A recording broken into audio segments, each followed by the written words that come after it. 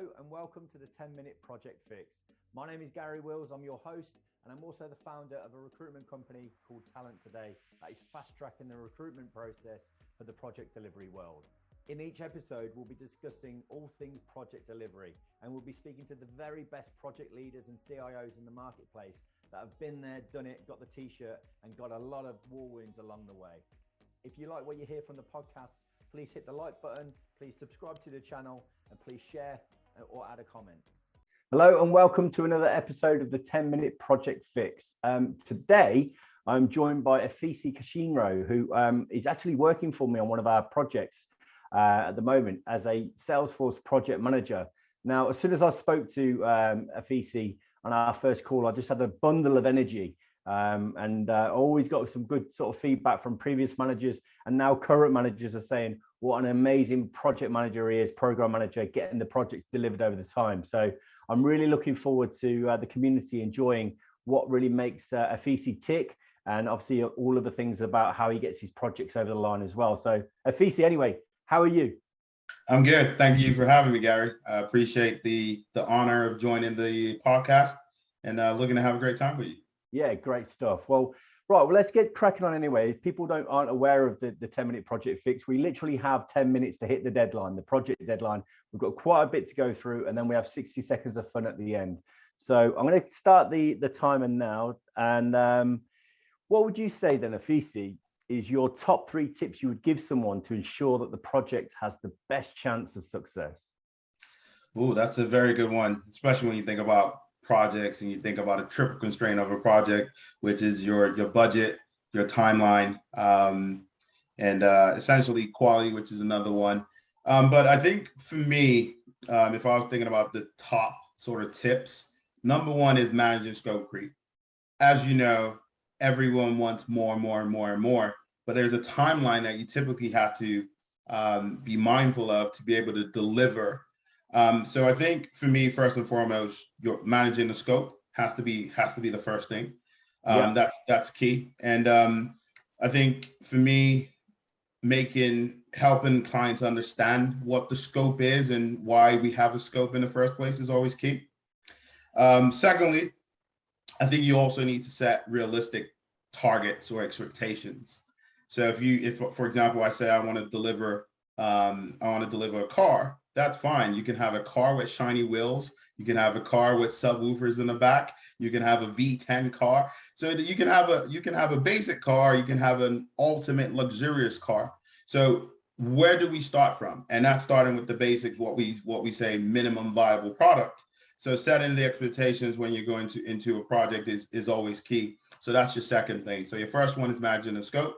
The second one is controlling and managing expectations and setting realistic expectations. And then also lastly, I think for me is all about communication. You can never over communicate on a project because everyone wants to understand where you're up to, how things are progressing, and also just having an open policy where everyone feels like they can come to you as a project manager to understand what's going on with the program. So those would be my quick 3 tips without sort of getting into the nitty gritty. Oh, mate, they were absolutely awesome overview. 3 tips there, straight off the tongue. What comes to mind, first of all, when you're trying to mitigate risk in a project? I think for me, it's understanding what the risks are. There's some risks that you cannot avoid. There are some risks that you can avoid. So understanding, doing almost an impact analysis of what the risk is the first, the first point of call. Then understanding how to mitigate that, because in some cases the risk might be acceptable to the business. So, for example, if I give you a quick example, when it comes to software development or implementing CRM systems, and you go through a user acceptance testing, there's a risk that you will have some defects. Now, categorizing those defects are going to be quite key. Are they P1, 2s, or 3s? P1s being critical means it's a showstopper. P2s are high, P3s are medium, and P4s are lows. Now, guess what? The business might accept that we can have, a few lows in there, maybe about 2% of lows, and it's that kind of a risk. They're willing to accept that. But are they willing to accept a P1 risk? Absolutely not, because that's crucial and that's a showstopper. So I think first and foremost, you need to assess what type of risk it is. And then you look at, is it something we can avoid? Is it something we can mitigate and manage? And that will be typically how I go about assessing the risk and what mode of mitigation or corrective actions we take. Yeah, awesome, excellent. When you just discussed there a bit about keeping communication with the stakeholders, but what would you say is your approach to make your best stakeholder approach with what works for you, basically, to get projects over the line with your stakeholders? I think for me, project stakeholders, they have to understand that, hey, listen, we're on the same team. Regardless of whether I've been brought in to help deliver transformational change, or I'm working on the other end of the spectrum, which is working with a supplier. First and foremost, the stakeholders they're very key to your project or to your program. And typically what I tend to do is building that relationship. I talked about communication and the fact that you cannot over communicate to your client or to your stakeholders. So typically what I tend to do is have regular catch-ups, understand in terms of a heat map where my stakeholders are, who I need to keep a close eye on, for example. Who do I need more work on in terms of just helping understand and navigating what the project's all about, giving an overview, and stressing the fact that, hey, listen, this project we're delivering is here to help you. It's not to take away from what you're doing, but to enhance and amplify what you're doing. So typically having regular catch-ups has been pretty useful in the past. Also having follow-ups after meetings just to gauge the temperature. Do you have any concerns? Is there anything you want to talk to me about? Having that open policy is pretty key with stakeholders. So having that regular communication line, having that regular catch-up, even outside of the work settings. Hey, guess what? Can we grab a beer? Let's just discuss something. Off topic, off work. Those are the type of things that work because you build relationship. And with relationships, you never know where you're going to meet someone. Like for example, look at how we met, right? And we're going places, most certainly. So we never know where we're going to sort of end this relationship. So it's key to keep those relationships and manage that. Excellent. Well, sometimes obviously we're talking about there all the positives, going places, but sometimes you maybe inherit a project or a project isn't quite going to plan. When it's failing, first of all, how does that make you feel? I'm a very positive guy. I've inherited projects whereby, they haven't gone so well, and I've been brought on board to help steer the ship. First and foremost is I need to understand how we got to the place we got to, right? Almost like doing a lessons learned, taking a step back. The plan is only as good as the people that feed into that plan.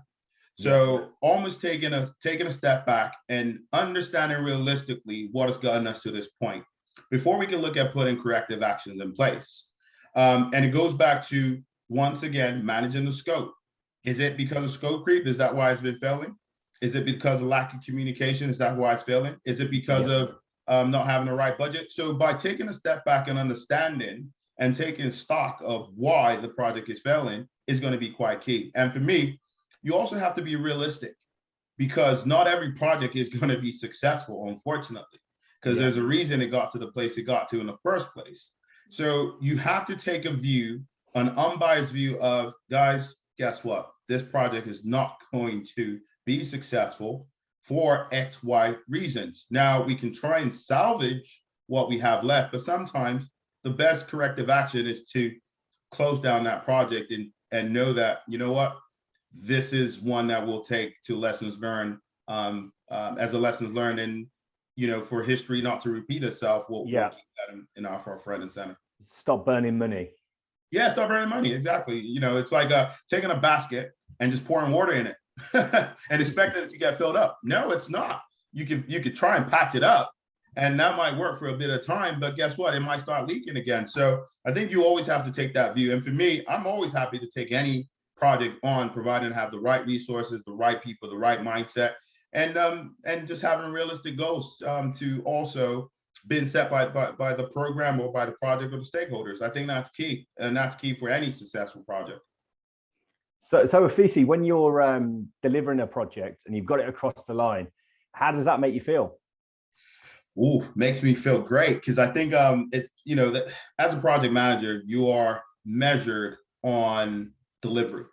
And I think for me, seeing my clients being absolutely happy, the fact that they made a significant investment and delivering a project successfully is quite key. And I typically, we go out and celebrate at the end of the project, have a few drinks and some food. It makes me feel good because it makes me continue to do what I do. And that's why I'm so passionate about digital transformation and just helping clients deliver, get into those blue skies, I call them. And so it makes me feel great. Makes me feel great.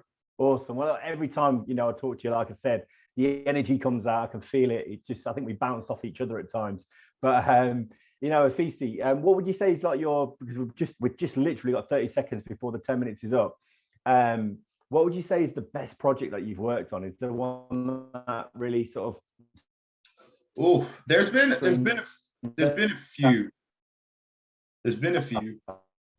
I think for me, it would probably have to be the one I'm currently working on at the moment, Sim Modwin. Sim Modwin is a house developer, and they're bringing in Salesforce in for the very first time. And I think helping along that journey to help deliver a CRM system that is best in class, that is also an industry sort of lead-in platform, I think is key. And I think for now, I'll say that that's the most exciting project that I'm currently working on. And I'm really looking forward to it. It's really going well, and looking forward to delivering it to the end. So Afisi, when you've delivered a project and you've got it across the line, how does it make you feel?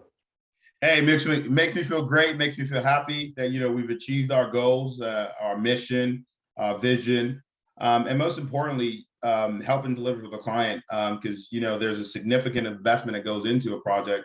So it makes me feel happy, and typically we go out, have a, blow off some steam, so to speak, and just have a drink and some food, and makes me feel great. Awesome. Well, thank you so much for going through that amazing overview. I think there's going to be so many people in this community that maybe trying to become a project manager or aspiring to become, work in the project delivery world, Afisi. So, okay, so now comes to the really exciting bit, Afisi. We've got to get through a load of questions. Well, as many as we can. Nobody has actually done this within the 60 seconds. So I'm just going to press stop and start. Okay, best bit of software. Microsoft. Best hardware. Apple. Best lesson learned. Money management. iPhone or Android. Apple. Jam or Marmite. Jam. Good man. Who inspires you? Me. Who frustrates you? No answer for that one. How do you keep mentally focused? Reading. Your favorite sport and team? Arsenal football. Arsenal. Good man. Goodness. I'm a Villa fan though. Tell them how to do it or find a way together. Find a way together. Work from home or in the office? Work from home. If you could have dinner with one person, who is it? Elon Musk. Favorite brand? Apple. Podcast or music? Podcast or music? Podcast. Time's up. Time's up. What podcast or music did you say? Yeah, so you said podcast music. I said podcast. Okay. Early bird or night owl? Night owl. Night owl. Ideal retreat? Ooh, Bora Bora. Bora Bora, what a place. Yeah, Bora Bora. It's quite expensive. I think. No, you were nearly. Yeah, almost there. It costs a fortune. Well, Afisi, I just wanted to say a massive thank you for joining us on the 10-minute project fix. Be in the next few weeks, so I really do appreciate it. And yeah, let's catch up for that beer soon. Indeed. I'm looking forward to it. Appreciate for having me. Cheers, Afisi. Thank you. Cheers. I appreciate it. Thank you. Bye.